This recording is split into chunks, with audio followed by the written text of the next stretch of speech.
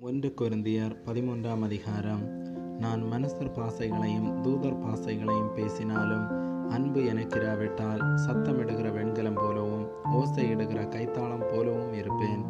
நான் தீர்க்க தரிசன வரத்தை உடையவனாயிருந்து சகல இரகசியங்களையும் சகல அறிவையும் அறிந்தாலும் மலைகளை பேர்க்கத்தக்கதாக சகல விசுவாசமுள்ளவனாயிருந்தாலும் அன்பு எனக்கிராவிட்டால் நான் ஒன்றுமில்லை.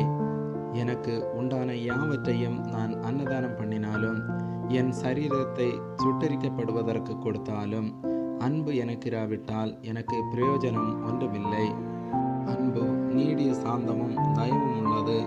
அன்புக்கு பொறாமை இல்லை. அன்பு தன்னை புகழாது, எருமாப்பாயிராது, அயோக்கியமானதை செய்யாது, தற்பொழிவை நாடாது, சினமடையாது, தீங்கு நினையாது, அநியாயத்தில் சந்தோஷப்படாமல் சத்தியத்தில் சந்தோஷப்படும்.